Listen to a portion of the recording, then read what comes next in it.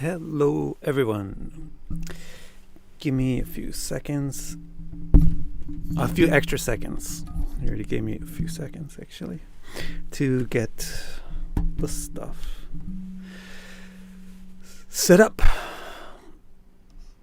We just need the text. So let's do that.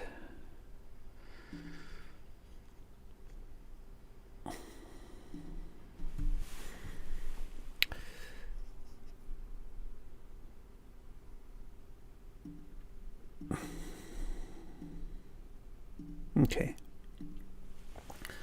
Alrighty. So here we are. We are starting chapter 11.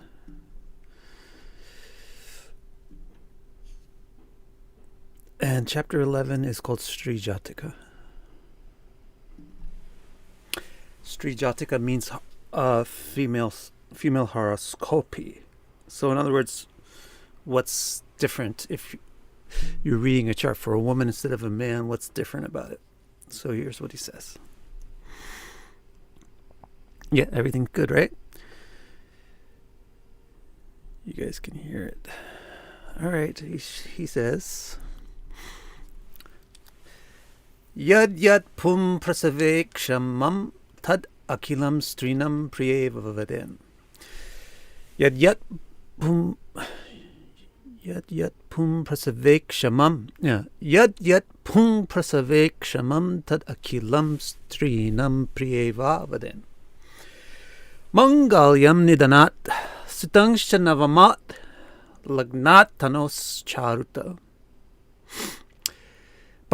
Tar amshu bhagatvam asta bhavanat sangam satitvam sukhat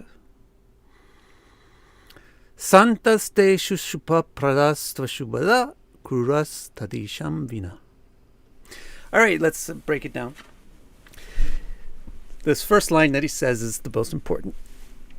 It actually goes, the whole verse is organized kind of from the most important to the least important thing.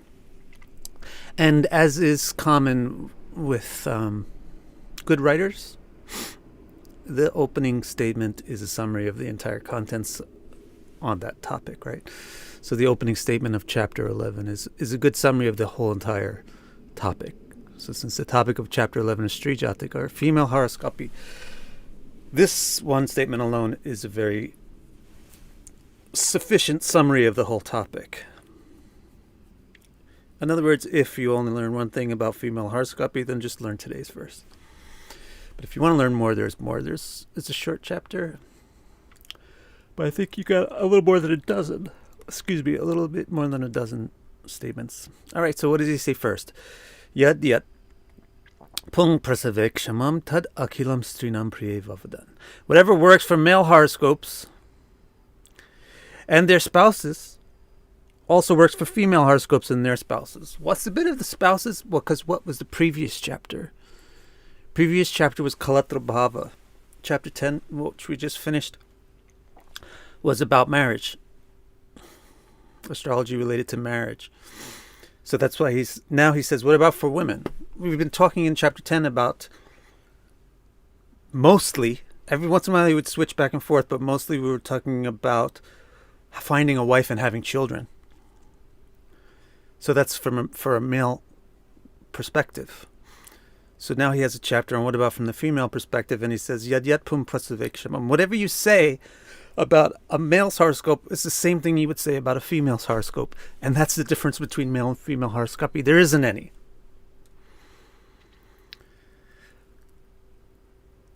Well, then, of course, you're going to say, but then why does he have a chapter on female horoscopy?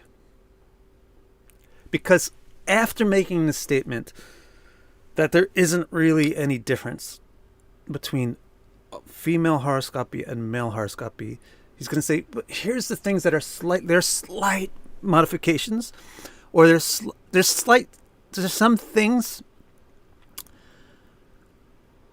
that pertain only to women, or there's some things that operate differently for women. So, for example, men don't have menstruation. So that would be a topic that's not going to be addressed in a male horoscope. You know, fertility on that cycle, right? Like when to get pregnant. It's not a male thing. Male is 24/7.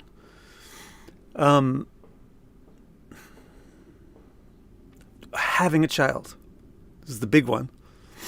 Birthing a child. That's not a male issue.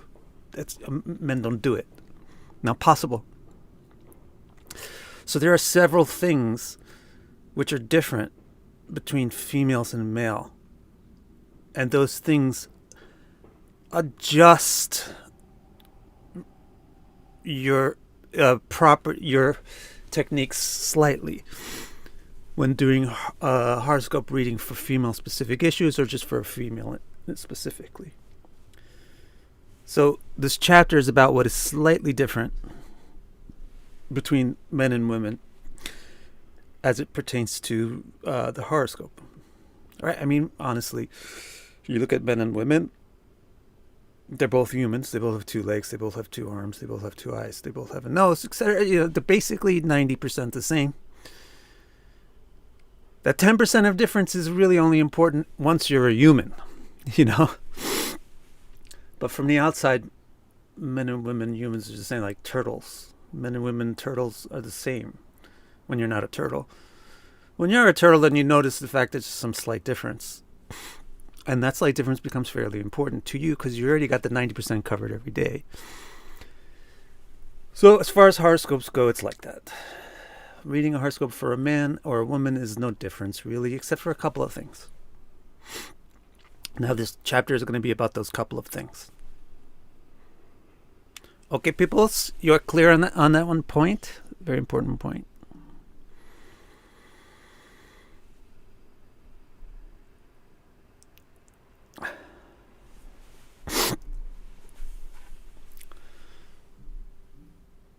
So the next line he says is, here's the differences. And this is in order of importance. The most significant difference is about the 8th house. Mangalyam Nidhanat. This is a very significant difference between females and males. In the female chart, the 8th house has a lot more to do with Mangalya. Mangalya means auspiciousness and also has to do with marriage, like a Mangal Sutra. So, what is the reason? The house represents how we benefit from our spouse, and female prosperity is classically more dependent upon the spouse. So, first let's talk about the 8th house, and then let's talk about that claim. That female prosperity is classically more dependent on the spouse.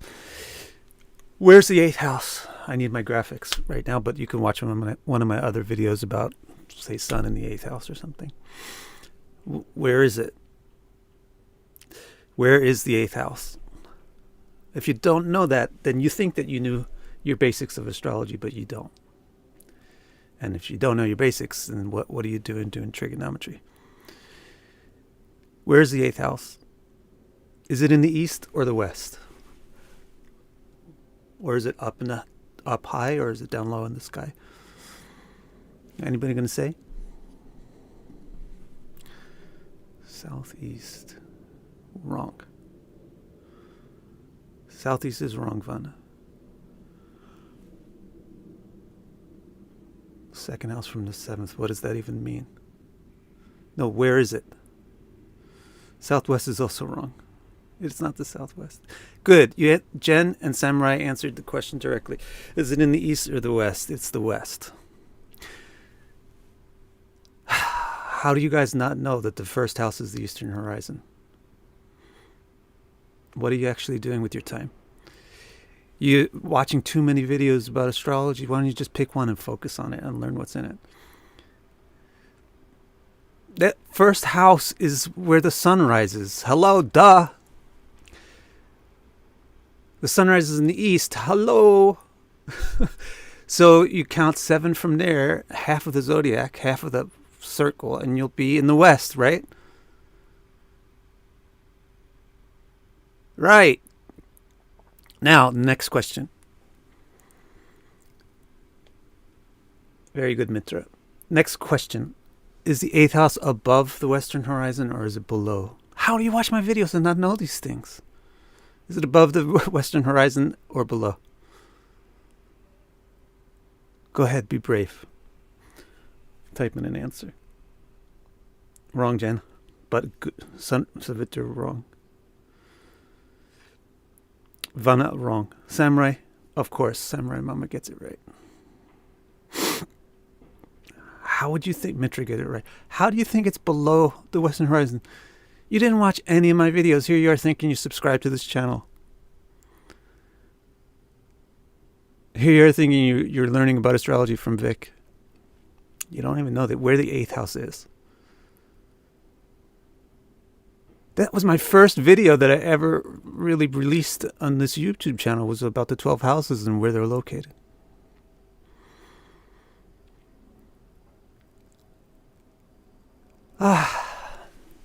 Where's the 2nd house? Is the 2nd house above or below the eastern horizon?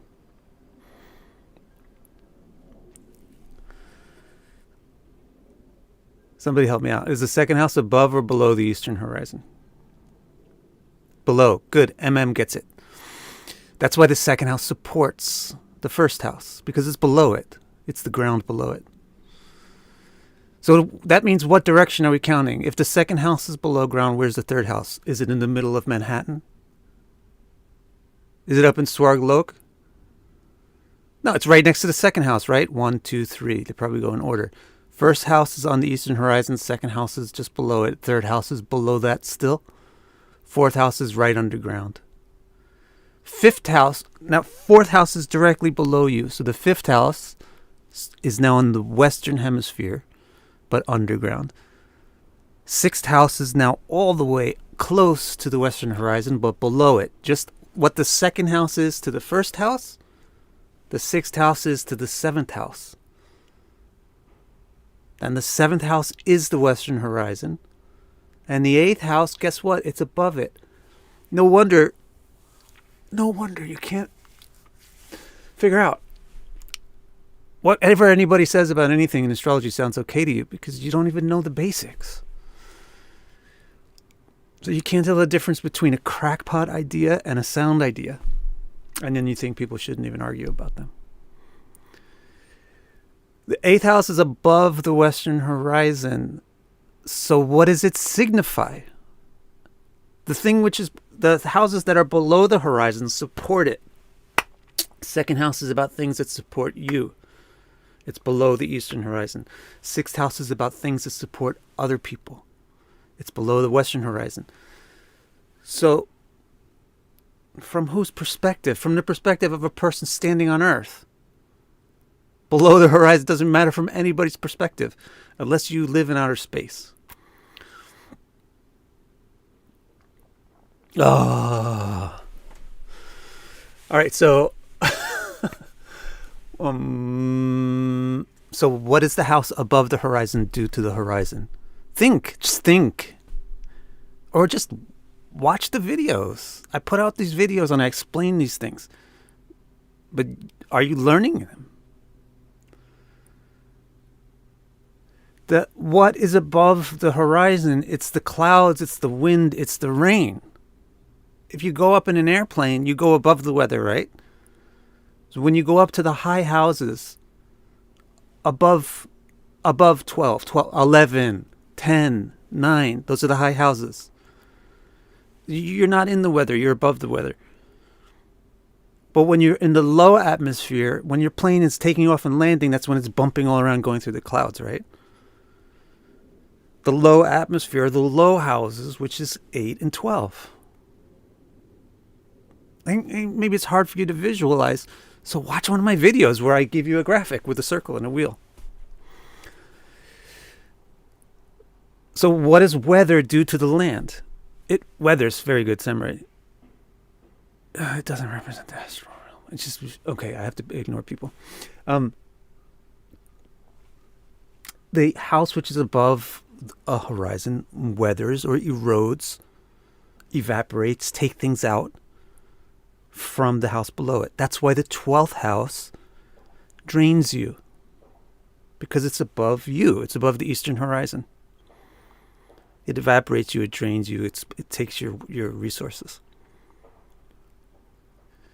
Over on the other side, the 8th house weathers or erodes the 7th. So what does it mean? The 8th house signifies what we get, our benefit from other people.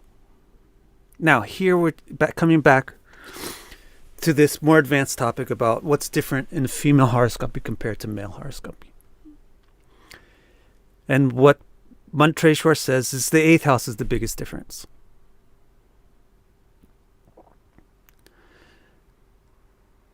Because, and if you are, I won't even bother saying that.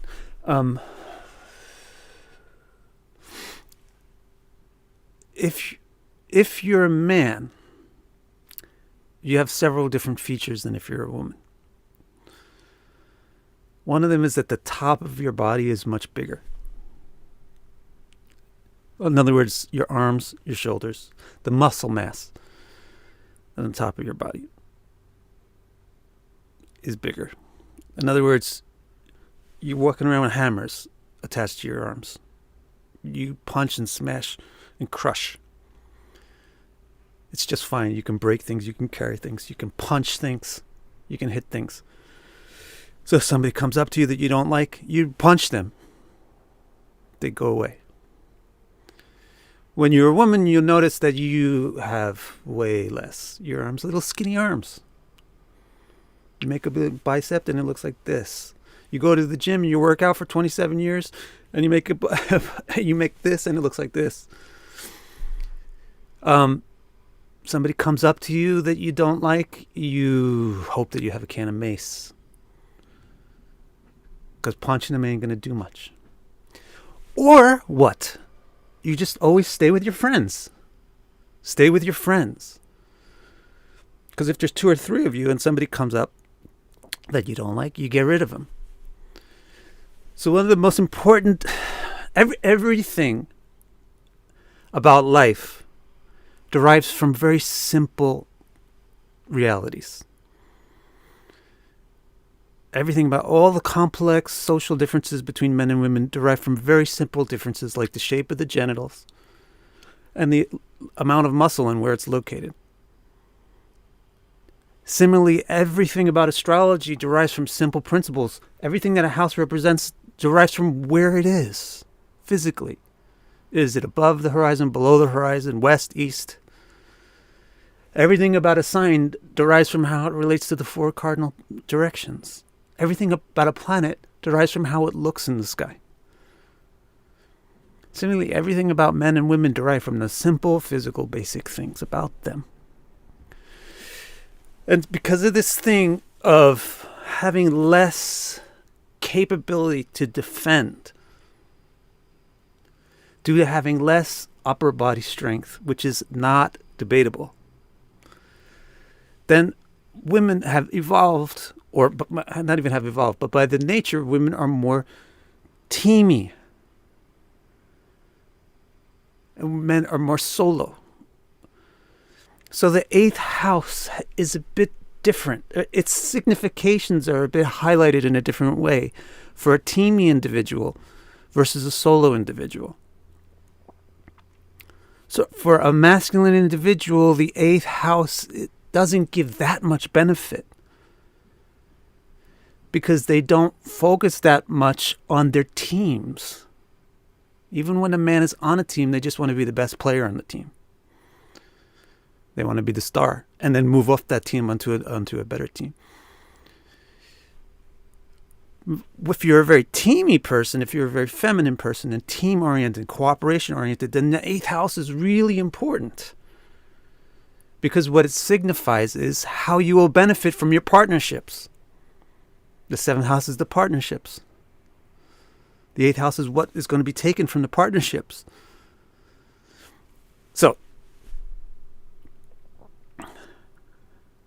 So there you go, right? So that's one thing that's different, a very important difference between male and female horoscope. When you read the 8th house of a man, it's not so important to focus on this house signifying how this person will benefit from their partnerships. Of course, it still means that for a man. But the difference is that a man doesn't rely as much upon that. That same principle, when you're reading for somebody that relies more upon their partnerships, means more. Is it clear? So that's the first thing that he said. He said that when you read a female horoscope compared to a male horoscope, the 8th house is actually more positive. A female 8th house is more of an important, beneficial house.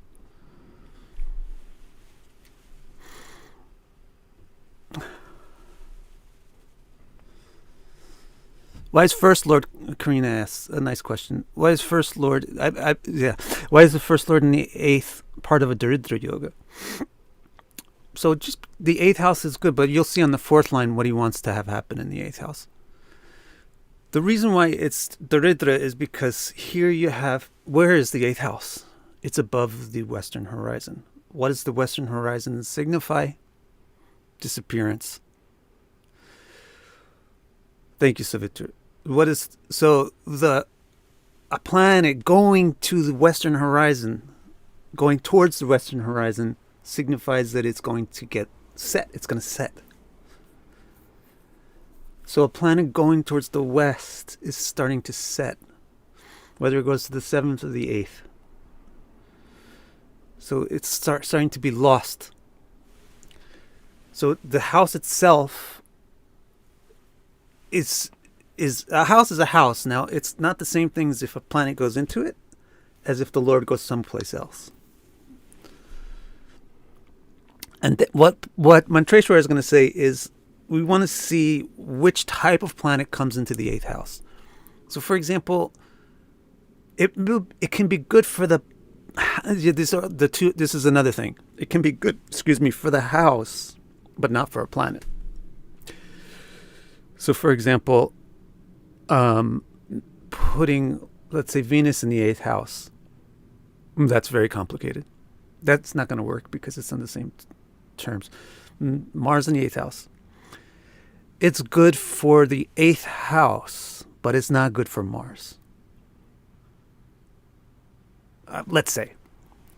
I'm just trying to give you an example, but I haven't thought it through beforehand to really work out all the kinks of what this example is that I'm going to give. Let's say something more simple like the moon. Moon in the 8th house. It may be great for the 8th house, but not so great for the moon. Because why? Because the 8th house is receiving a planet. That's nice for the 8th house, but the moon is now setting. So that's not so good for the moon.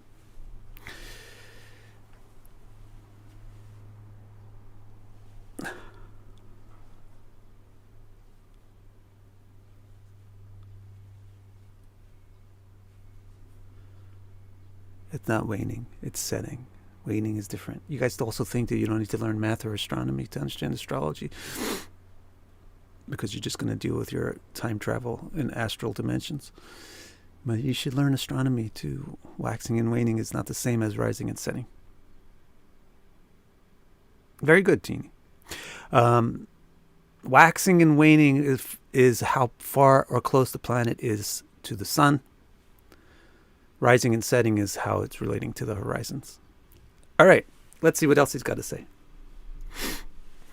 Yat pum prasavekshamam tadakilam strinam priyevavaden. Whatever works for male horoscopes and their spouses also works for female horoscopes and their spouses. But here's what's slightly different. Mangalyam nidanat. You get your mangalya, your auspiciousness or prosperity, from nidana, which is the 8th house. And we explained why. Now let's see what the next thing is that he says. This is now that's the most significant. Now a little bit less significant, but still quite significant. Sutamscha navamat. So you probably know Sutta means child. And you probably know Nava means 9. So he's saying children are more related to the 9th house than for a man. Now that's really, really interesting. So he said prosperity is more related to the 8th house for a female than it is for a male. And children are more related to the 9th house for a female than it is for a male. What's the 9th house? If you can't remember what the 9th house is or you're not sure what it is, ask yourself where it is. And since you just figured out where the 8th house is, if you can't figure out where the house next to it is, then take out a piece of paper and a pencil and draw things. Draw a circle, split it into 12 segments, put the numbers on it. Check and see if you drew it right. You probably drew the numbers going in the wrong order. They go clockwise. Or they go clockwise from the right. No, the houses go counterclockwise from the right. The signs go clockwise from the right.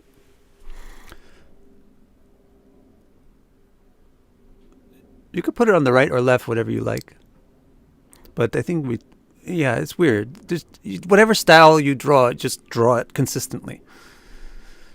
So if you start with, no, I'm right. They go, see, it's hard actually.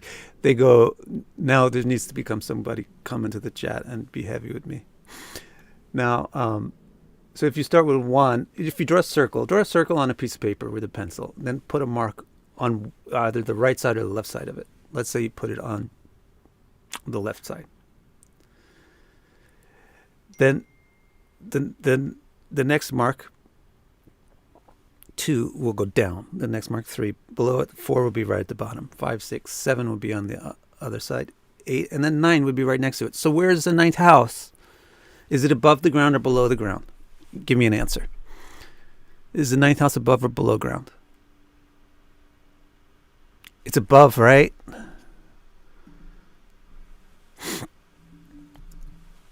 It's above, isn't it?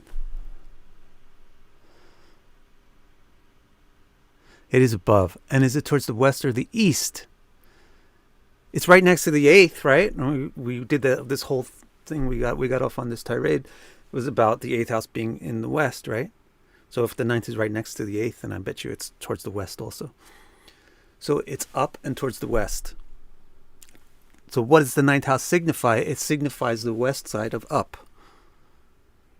Just like everything about women is really based on the shape of the primary sexual organ, and everything about men is based on the shape of the primary sexual organ. Everything about the house is based on the shape of it. Where is it? Up, out in the open sky, means public life. And west means pertaining to others. So what does the 9th house represent? It's the 9th house. I'm sorry, I'm not sure what I'm saying because I'm thinking ahead. But the 9th house represents the golden rule of Jesus Christ. The golden rule. How are you going to treat other people? That's what the 9th house represents. How does your behavior, the upper sky, affect the west, other people? How does your behavior affect other people? So what is that called? That's called dharma. In the Puranas, that's the definition of dharma. So the 9th house is dharma bhav. Now, he's saying the 9th house in a female chart has a lot to do with children for a female. Why? Because what's the difference between a male and a female? First of all, what is dharma? Dharma means how you affect other people, right? Well, how are you supposed to affect other people? Well, that depends on who and what you are. If I'm a piece of cheese, then I'm supposed to affect other people by nourishing them. If I'm a hammer, then I'm supposed to affect people by helping them knock nails into wood. If I'm a calculator, then I'm supposed to affect people by helping them do their math problems. So your dharma cannot be specified until you know what you are. That's why dharma means, it doesn't just mean morality, but it means integrity. Dharma means integrity, the fidelity between the behavior and the being. If you're a teacher, your dharma is to teach, not to sell. If you're a businessman, your dharma is to sell, not to teach. If you're a mother, if you're a woman, that means you have a capacity to make children. That is unique to women. Men don't have capacity to make children.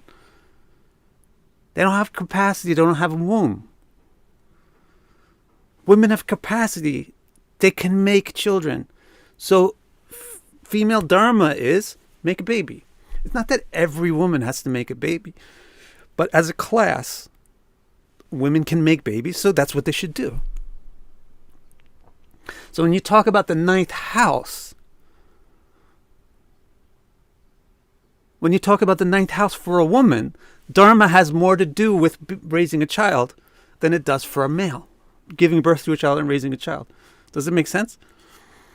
Since female dharma, one of the unique, there's several dharmas which are unique to women. One of them is childbirth. So since this is the house of dharma, then for a woman, then the ninth house is going to have more to do with childbirth than for a man. For both a female or a male, ninth house is dharma. But the dharma of a man is to protect, because the man's got big old hammers on his shoulders. So the man should protect innocent people and punish guilty people. That's the male dharma. The female dharma is they give birth and raise and nourish. Why? Because somebody made it up? Because it's some arbitrary social norm? No, it's because you have a vagina. And I have biceps. It's not an arbitrary social norm. It's just a biological ramification. So, ninth house for a woman is much more important for their childbearing and rearing experience than it is for a man. So, of course, fifth house for both, but ninth house uniquely for women.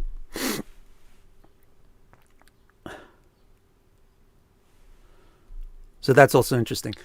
So he says, whatever works for men works for women, but here are the things that are different. The eighth house for a woman has to do more with their prosperity of marriage, and the prosperity in partnerships, and the prosperity in general, how they prosper. Because women prosper more from teamwork. Sutamschanavamat. For a woman, the ninth house is more about children. It's not even really about children for men, except for how you protect your kids. But it's not about how you nourish them and give birth to them. But for a woman, the ninth house is about those things. So, like, for example, in a male horoscope, if there's infertility, you wouldn't look at the ninth house. But in a female horoscope, if there's infertility, you damn sure should look at the ninth house.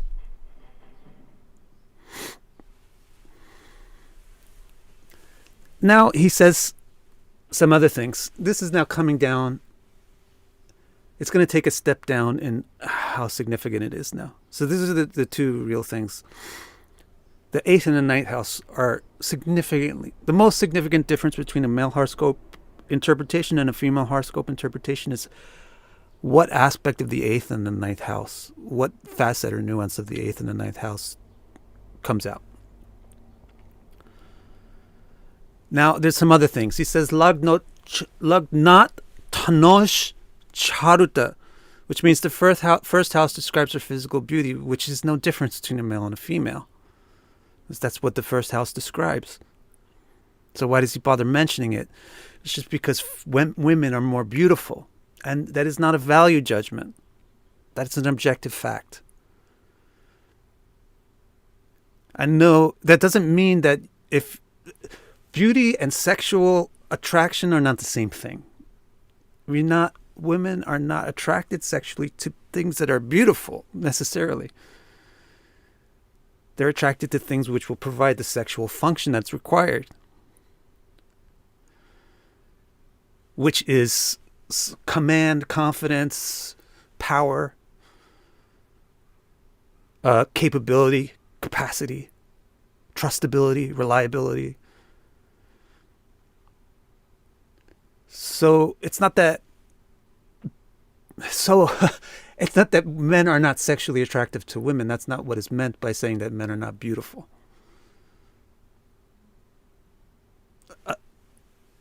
a negative magnet is attracted to a positive magnet. A positive magnet is attracted to a negative magnet. The negative magnet is not positive,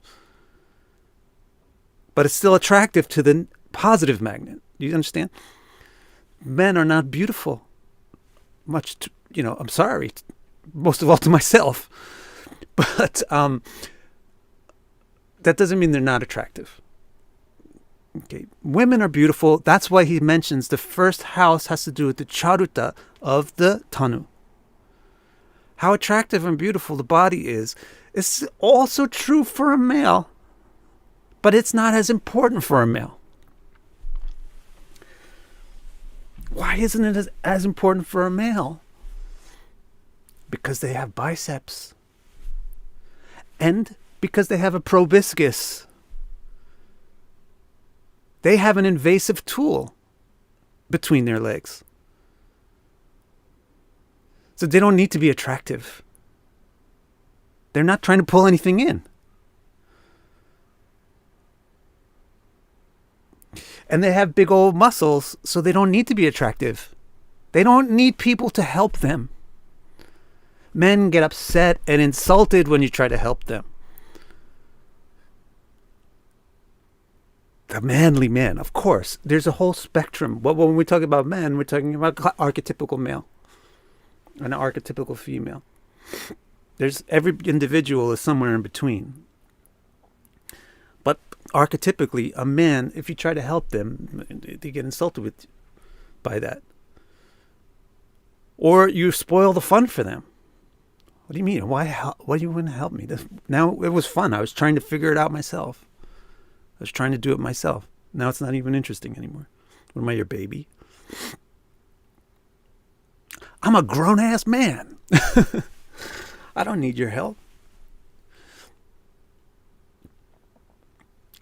So that's why men don't even cultivate beauty.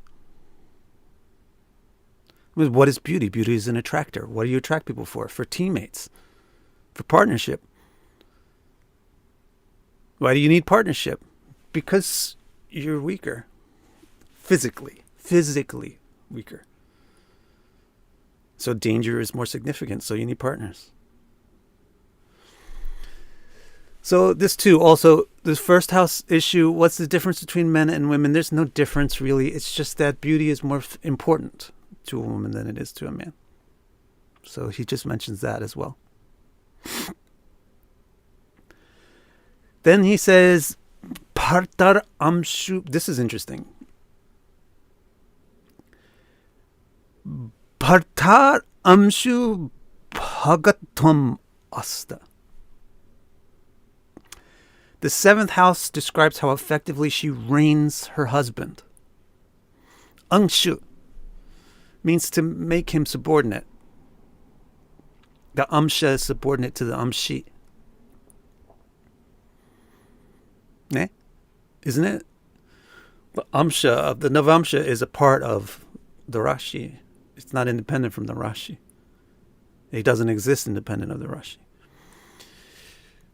So the female has to make the male Amsha, her Amsha, if she wants a successful marriage. That's why all you people out there with the unsuccessful marriages, because you believed in the fairy tale that you're supposed to be subordinate to your husband. Of course, that guy's got to believe that you're subordinate to him. But it cannot be so. It's not going to work out. So, the success of a marriage for a woman depends on how well she subordinates the man. Bhartaramshu bhagatvam. How much she prospers as a result of her efforts to subordinate the man is seen in the seventh house. Now again, it's not terribly different. This isn't really a huge difference between a male and a female horoscope. Because for both the male and the female, the seventh house has to do with marriage and how well the partnership works and what are the dynamics of the partnerships. But the wording that he gives is awfully interesting. And the thing of making the partner amshu is something that he says specific to the woman.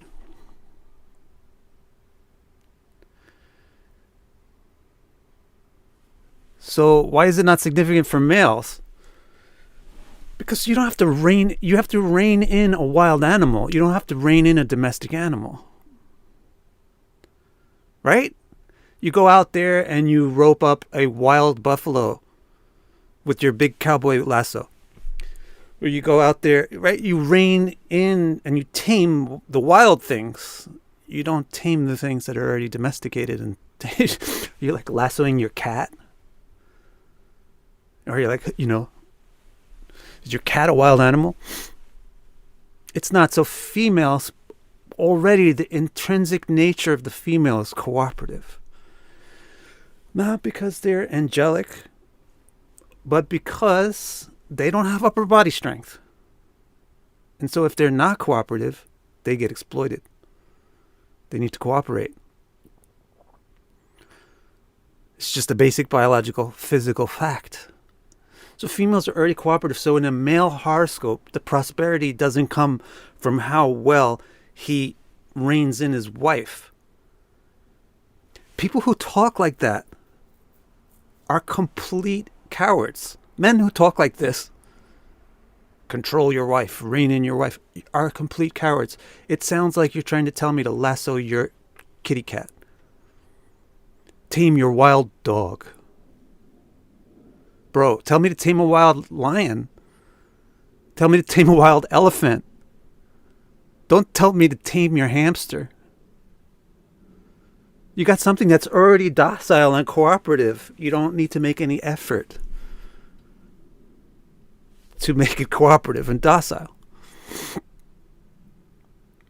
So in female horoscopy, the seventh house talks more about how ingenious and effective she is in controlling an uncontrollable creature, a male. Male nature, men are 24/7 on drugs because of the prominence, and this drug is called testosterone. The incredible amount of testosterone in the male bloodstream is like a constant injection of cocaine. So these people are crazy. They're wild. And a woman is sitting there with like 4 parts per million testosterone versus a man with like 100 or 400. So a lot of the way that the partnership between a male and a woman would work out is if a woman can make this man cooperate.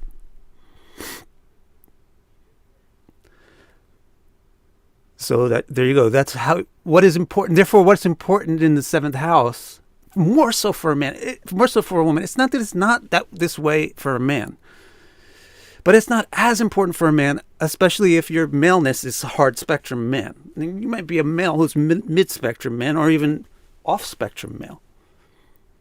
So just because and life is difficult when it's like that. When you have a proboscis between your leg, but your attitude is to attract people, your physical form doesn't match your behavioral tendencies. And that sucks. It's difficult. So I'm not whitewashing people into 2 categories, male and female, but we have to explain the 2 ends of the pole to understand the spectrum and the gradients between the 2 ends of the pole. So yeah, I'm not sure how I got to this part. Yeah, so it's not that it's not important for a man, for example, to have Mercury in the 7th house. It will make this man very effective as a team player. But that's not a particularly manly thing to do in the first place. So they may have a difficult time of being a manly team player.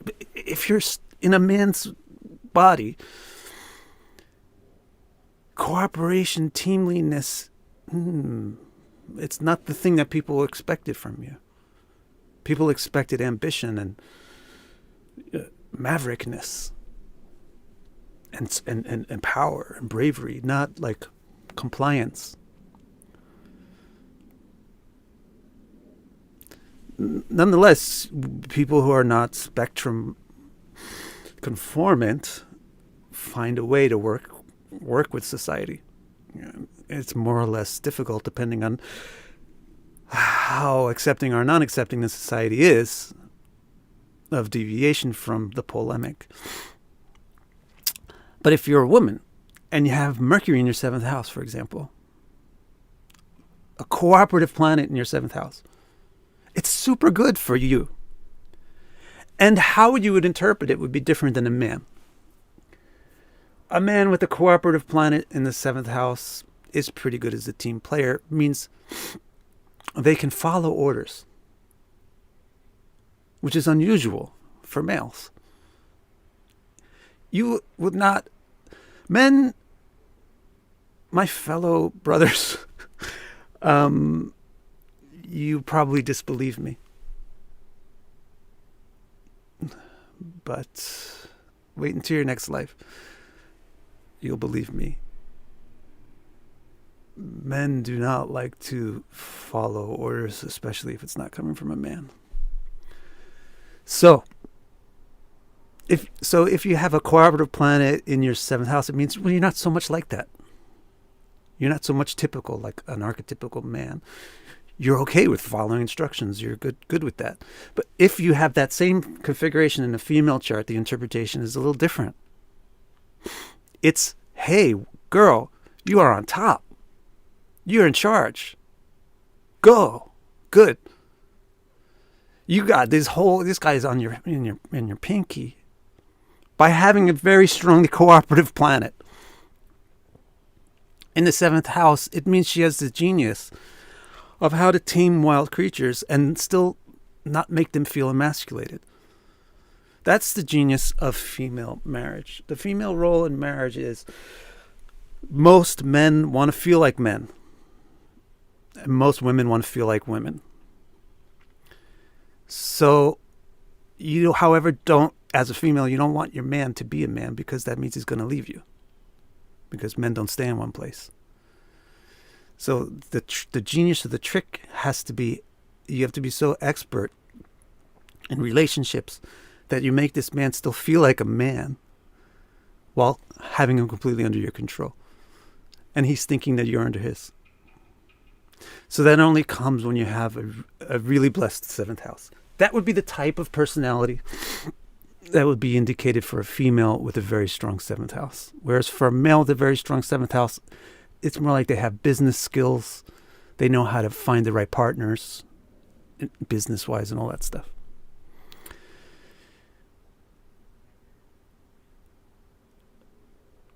So obviously you're going to find men and women that don't fit into the stereotypical mold. That's because we're all individuals. But here we're talking about the principles of this archetype extreme woman versus archetype extreme man.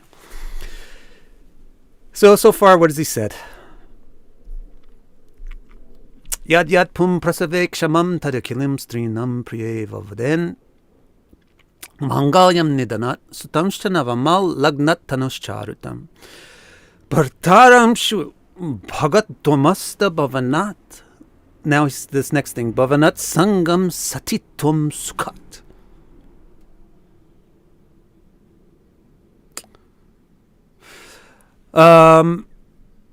So far he said whatever works for male horoscopes also works for female horoscopes, and that includes in how it pertains to their spouses and their relationships. But here's some things that are a little different. The 8th house plays more of a role in prosperity for a woman. The 9th house plays more of a role for childbearing for a woman. The 1st house is more about physical beauty than for a man. Just right. And the 7th house talks about how effectively she controls her husband. Now the next thing he says, Bhavat Sangam Satitvam Sukhat. Now, shoot, I can't make up my mind if I've got this translation correct. He might be mentioning two things, or he might be mentioning one. He might be saying Bhavanat Sangam as one thing, meaning that the Sangha is seen from the 11th, and Sukhat Satitvam, the faithfulness, is seen from the 4th. Or he may be saying Bhavat Sukhat, the fourth house, so Sangam Satitvam.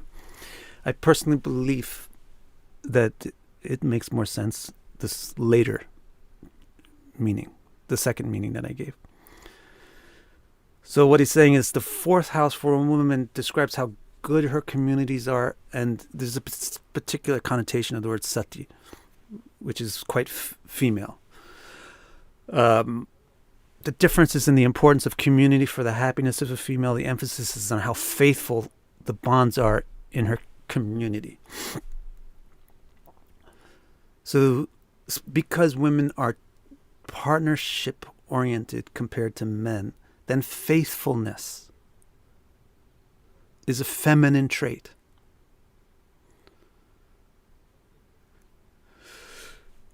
So the fourth house for a male or a female has to do with bandhu, the bonds that we have, the relationships that we have, especially the familial bonds. Not the new bonds that we make, but the bonds that we start off with. Like the family history, the cultural background, all the people in the family when we're born and stuff like that. That's fourth house. So here he's saying you'll see how sati, the sangha, is of this woman. Sangha means everything that's connected with her. So with a woman, she's connected to, with a woman or a man or a person, the person is always connected to their relations. If you get involved with somebody, you also get involved with their relations. If you get involved with somebody, you get involved with their friends, their parents, right?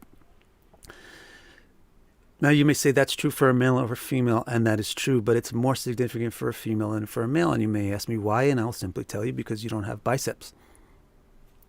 And therefore, your relationships are more important. Practically, not subjectively, objectively, they're more important. So the fourth house, so these particular houses are more important in female charts, 8, 9, 1, and 4. With 8 and 9, they're more important and they have a little bit of a different significance. With 1 and 4, they have the same significance, but that significance is more important. Okay? The difference between female and male 8 is that for female, 8 has a lot to do with how much she prospers in life. The difference between male and female ninth house is that for a female, it has to do with childbirth. The difference between first house, male and female, is that women are more associated with beauty. So first house is more associated directly to beauty, or the relevance of beauty is more important. The difference between male and female fourth house is that the fourth house is more important. With the first house, it's also very important for a male, but it's important for a different reason. It's their dominance. The fourth house is more important for a female than for a male because it's her family. Look at the story of Shiva and Sati. So there. So how good are her communities? How faithful are people to her? How well do they support her? How much do they stick by her? How much will her parents stick by her? How much will her relatives and her culture support her? Fourth house. That's also true for a man, but it's not as important for a man. Why? Because we're tougher. The skin is thick and big. Tough. We have tough, thick skin. You know the meaning of thick skin. You know why women are always putting creams on their skin? Because the skin is actually physically thinner and more sensitive. You know why male skin is thicker? Because we go out and we walk around with the trees rubbing on it all over the place. We need thicker skin. Then he says, Santasteshu shubhapradas toshubhada kruras tadisham vina. Benefics in these houses indicate prosperity, but malefics indicate trouble unless they are the house lord. This is a universal principle he did. I don't even know why he has to state it, but maybe he just wants the fourth line. It's just a universal principle that benefics in a place benefit the place, and malefics in the place harm the place, unless the malefic is the Lord.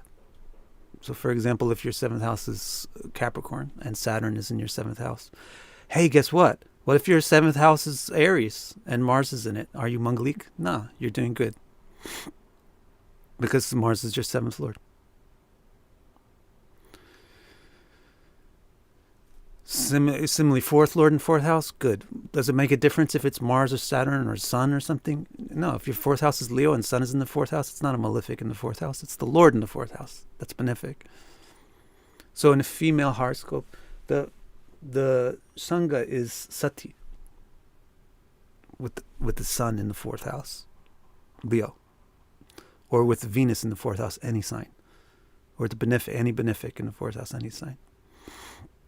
Female with benefics in the 1st house is beautiful. Is a male with benefics in the 1st house beautiful? Yes, but how beautiful can a man be? Kinda. In a veiled way. So that's why the 1st house is more to do with beauty for females, where beauty is, if you have an amplifier that has 100 watts versus if you have an amplifier that has 10 watts and you plug the same signal into it, then the 100-watt amplifier is going to be a lot louder than the 10-watt. So females have an amplifier of 100 watts for beauty. Male have about 10 watts. So you plug 2 benefics in the 1st house in a man. Oh, they have nice eyes. You plug 2 benefics in the 1st house of a woman.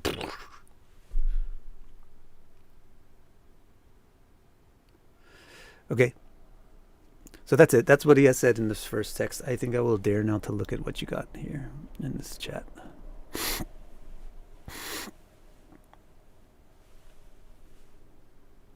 You may think so, limited time. You've definitely met men prettier than you, but it's probably because your evaluation of pretty has to do with how you feel attracted or unattracted to the thing. And as I said before, attraction is not the same as prettiness.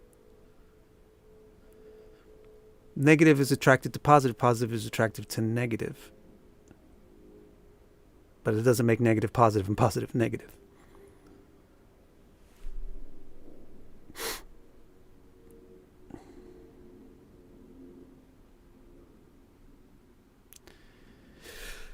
All right. Is there anything else I should mention? Let's see. Instead of me trying to scroll through all your comments, now I'm looking at the comment stream. Do you have any questions about this stuff? Thank you, Snorlax. It sounds like the name of either a dragon or one of those things that like stretch out your nose when you go to sleep.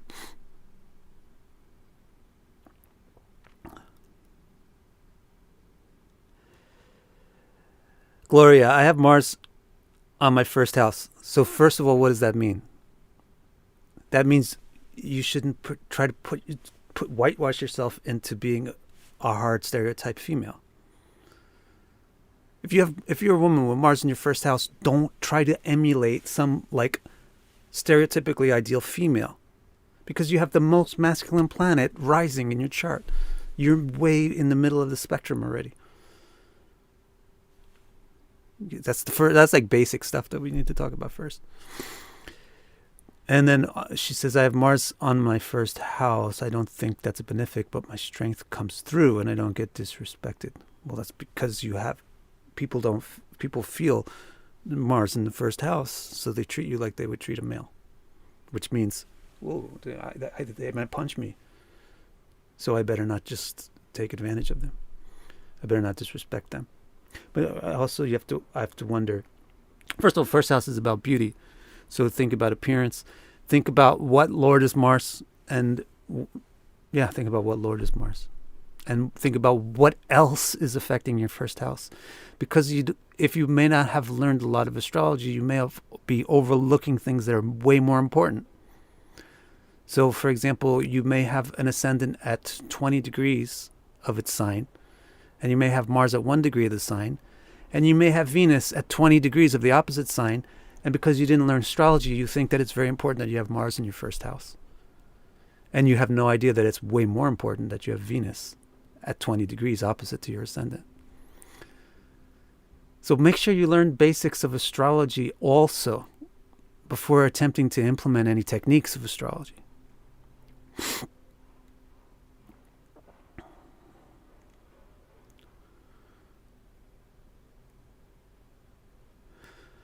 How would a good ninth house, well expected with a benefic like Jupiter, reconcile with a somewhat ill-aspected fourth house? Gentle Esther asks. In regards to community support and child rearing particularly, well, they're two separate subjects, aren't they? Oh, they're two separate subjects. And if they're dichotomous in the chart, then the indication is that the house which is on the beneficial side of the dichotomy prospers, and the house which is on the negative side of the dichotomy suffers. So if, as in your example, the ninth house is benefited and the fourth house is detrimented, then the interpretation is, here's a very good mother, and she's a very good mother in spite of lack of faithfulness from her community. So ideally you want to have fourth house and ninth house benefited.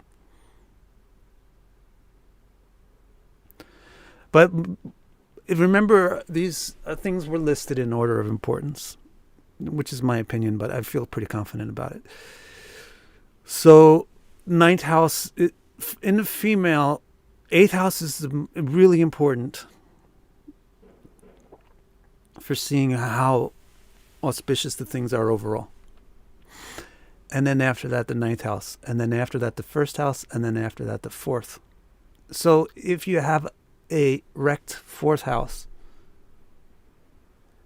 but these other houses are doing great, then it's just one of the things that adds to the glory, in spite of having a rough upbringing, or in spite of being disowned or whatever. This person is this and attained this and did this.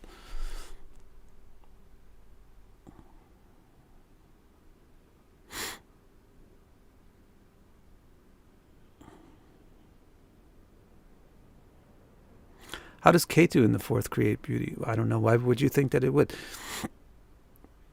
Beauty is related to the first. Ketu is not auspicious. But Ketu can be auspicious if it's... So I don't understand how you came up with that question at all. If you said... Because the theorem is benefic planet in the first house creates beauty. So why are you asking how does Ketu in the fourth house create beauty? I don't get it. Maybe you would have asked... I mean, maybe something is there, but it's not related to anything that we learned today. Maybe you would have asked, how does Ketu in the first house create beauty? And the answer is that it would have to do so in conjunction with another planet, which would give it some positivity. For example, if it is conjoined an exalted planet, Krishna, Taurus rising with the moon and Ketu. Or for another example, Ram, if it is with a... Oh, no, there is not the Ketu. So, or if it's with, let's say, if it's in Taurus and it's with Mars. Interesting, right? Then it makes Raj Yoga. So the nodes are generally inauspicious unless they conjoin or are aspected directly by benefics or exalted planets, or unless they form Raj Yogas. And the way that they can form Raj Yogas is if they occupy a trine or a central while conjoined or aspected by the Lord of the opposite, the Lord of the trine or the central. So if Ketu is in a trine and it's conjoined with a Lord of a central house, then it's a good Ketu.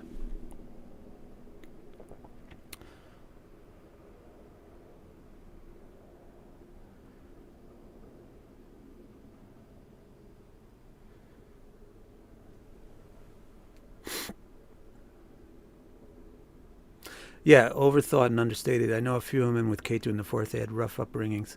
So that would be more along the theory of what was presented in today's text. And the fourth house is about your upbringing, your sangha, what you were, the people that come along with you. So Ketu is not a particularly beneficial planet on its own. So the basic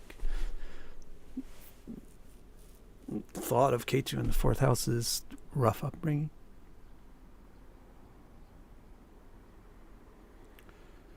Crystal, with Venus in the first, are they always self-absorbed? Why would they be self-absorbed? Where did you get the idea that they're self-absorbed? Maybe there's a person who you think is terribly self-absorbed. Maybe that's your dislike of them, or maybe it's accurate. So let's say it's accurate. There's this person who's terribly self-absorbed and is very beautiful. Again, maybe it's your dislike of them. But let's say this is terribly absorbed, beautiful person with Venus in the first. Do you think that's because they have Venus in the first? Nah, look more into the chart. What is going on weird in the chart? Because Venus in the first is not negative.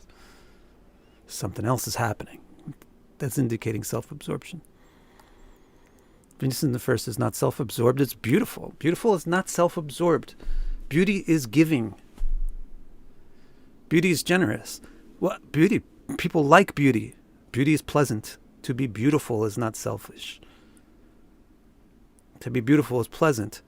This is the mystery of femininity. It's not selfish, and idiots who don't understand it think that it is. It's not selfish, but it's attracting mates by giving the mate what they need and want, which is happiness and pleasure. But you may think, I'm attracting this person because I need them for my own selfish things. Yeah, sure, but the way that you're attracting them is by giving to them. So it's not a dominant attractive. It's not a dominant aggression. It's a subordinate aggression. It's not a dominant conquering. It's a subordinate conquering. That's why the seventh house was described the way it was. How well you can make this person your amshu. How auspiciously.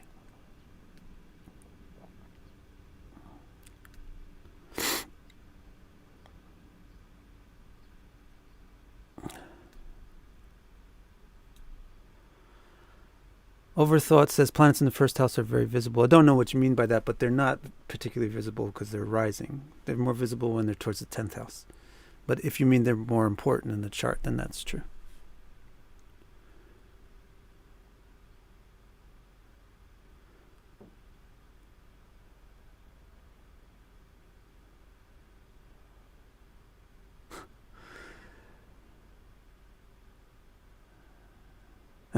That will always happen, Karina.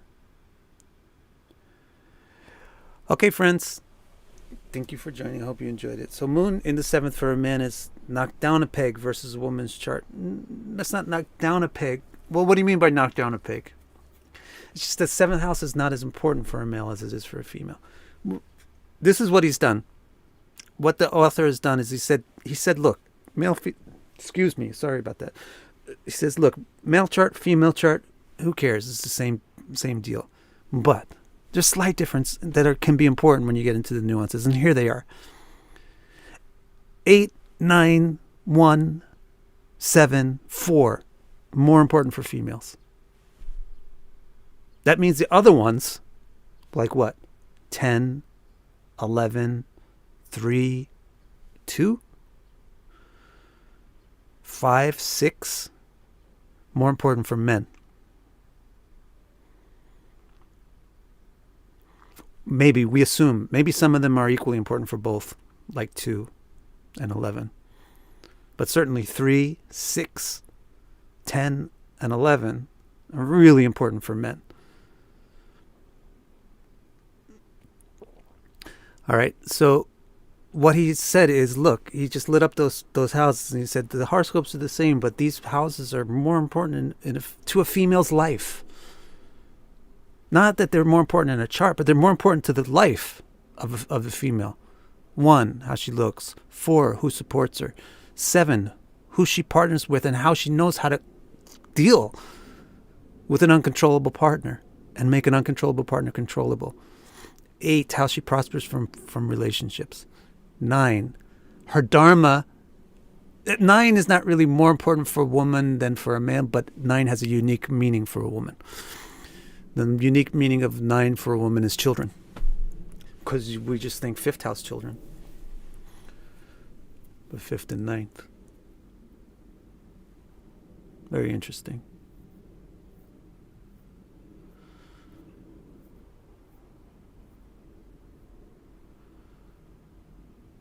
What fertility? I don't know.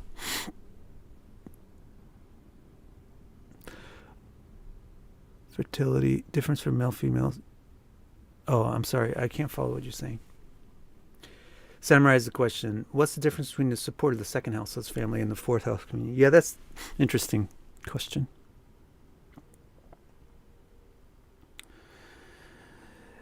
If you think of the most feminine chart, if you think of the most feminine house in the sky, which one would you think of?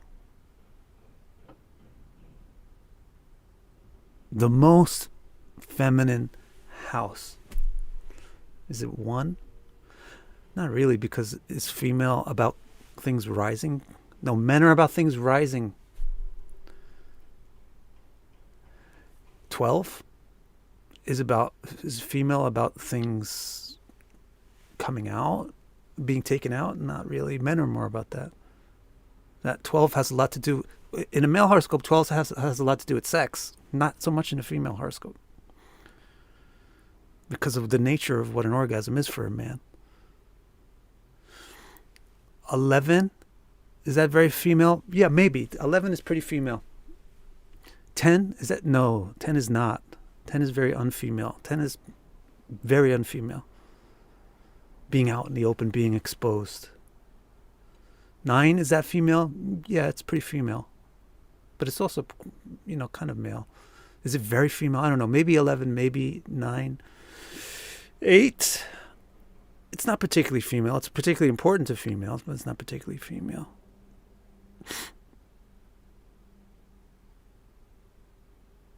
But if you're going to talk about sexual pleasure, 12 is important for males, 8 for females. 7, yeah, that's very important for females, but is it more of a female house than male? Yeah, it is. But is it the most female house? I don't know. Put it on a note, stick-it note with 11 and 9. 11, 9, 7, maybe those are the most female houses. 6, that's not a female house at all. That thing is tough as nails. That's a bulldog house. 5th, maybe the 5th house. Let's put that on a stick-it note. 4th, wow, that is so female. Emotions, love, dedication, family, nurturing, in the home, making home. I think we found the most female house. Now, Samurai's question is, what about 2? Well, 2 has to do with supporters. Actually, Samurai's question is really interesting, and I'm not the author of the book, so I can't. This is a really valid question. Why did Montreshwar say that the 4th house? I'll answer it though. Why did Montreshwar say that the 4th house is about the sati tva of her sangha? Why didn't he say that the 2nd house is about the satitva of her sangha? It's because the 4th house is also about sati. Sati is dedication, devotion, fidelity. That's what the 4th house is about. And it's also about bandhu, bond, right? So the 4th house is very, very feminine, so it's very important for the female. The 2nd house, actually, it's family. The 2nd and the 4th, what I was getting at by starting my reply by asking you what the most feminine house is that the 2nd and the 4th are both super important for family, but the 2nd is the male contribution to family. The male contribution to family is to give stable, safe foundation. It's to provide stability and lack of fear That's the male contribution. The female contribution, and that's the second house. It's underneath, it's rock and stone underneath the eastern horizon. It's the strength that holds other things up. The fourth house is just so deep. It's magma. It's deep in the earth. It's way below ground. It's a naglok.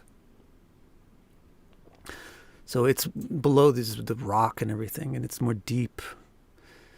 So that would be my answer. Why has Mantreshwar highlighted the fourth house for the female chart and not the second, although they could both pertain to the same topic?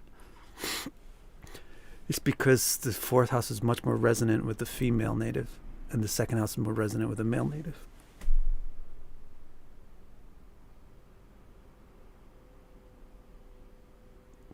Good. Chikitet.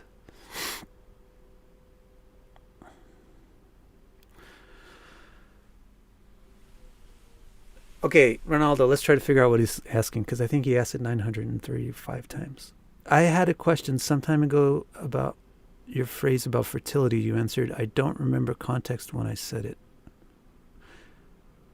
Phrase was fertility indicated by different things for different sexes. Jupiter in Leo video. Yeah, fertility is indicated by different things in different, because fertility is a different thing.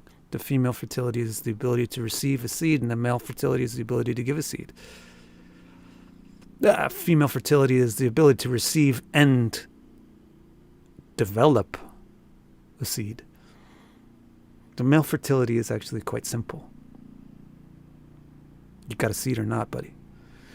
Female fertility is more complex. You have to accept it. You have to accept the seed and then keep it alive and make it grow. So it's more complex. More things have to line up. Fourth, fifth, ninth. So for a male, so this is reflected in what he said about the ninth house in this statement. For a male, fifth house kids, you're done. For a female, fifth house kids and also ninth house kids.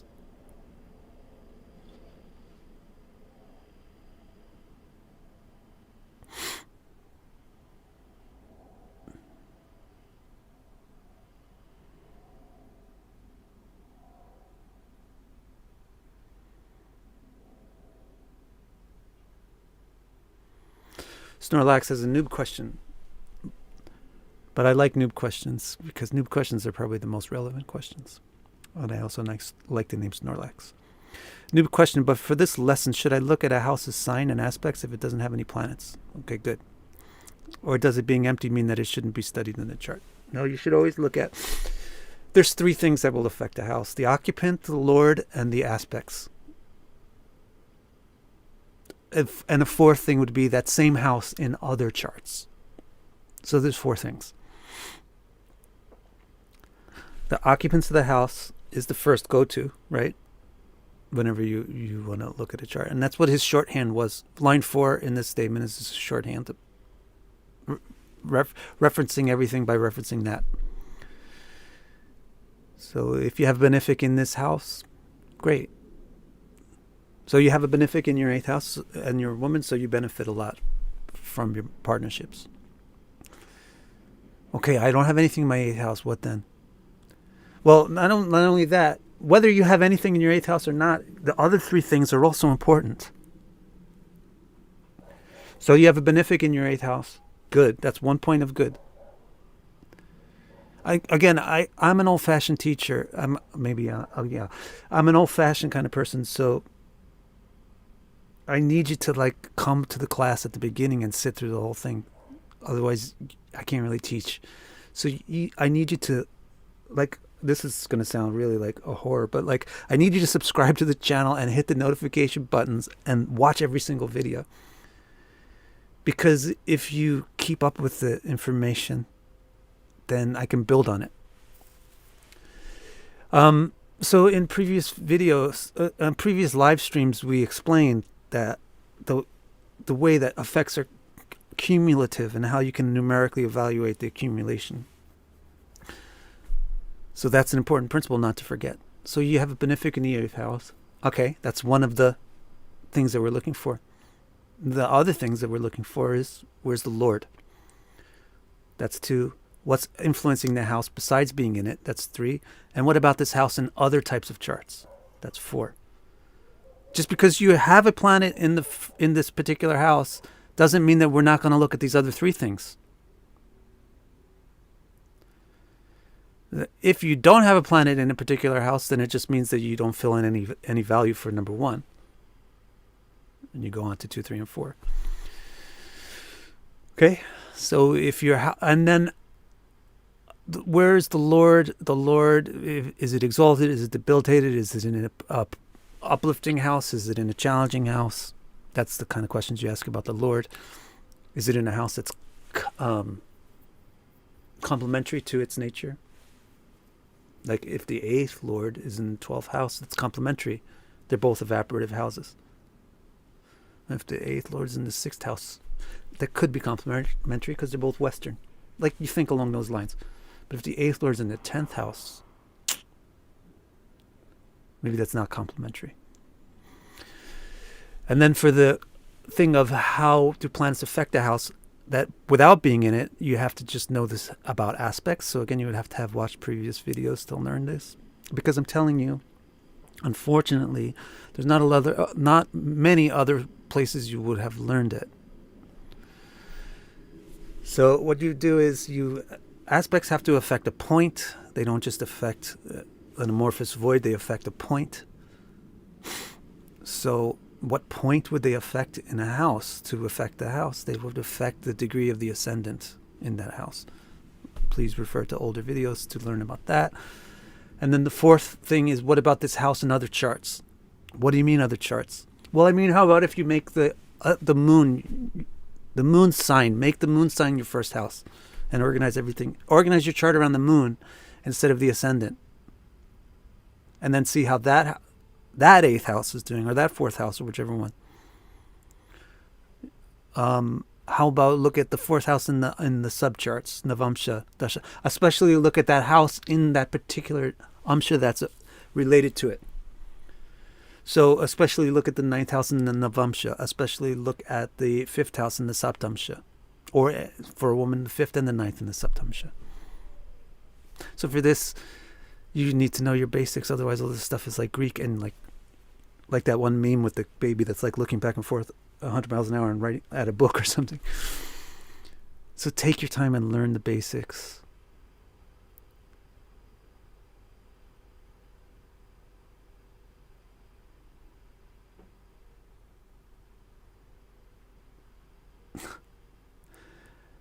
Okay, good. Thank you very much. And people, I'm very grateful to you for your attention. I don't like when you don't know basic things that you should know, but I'm grateful for your efforts. So thank you.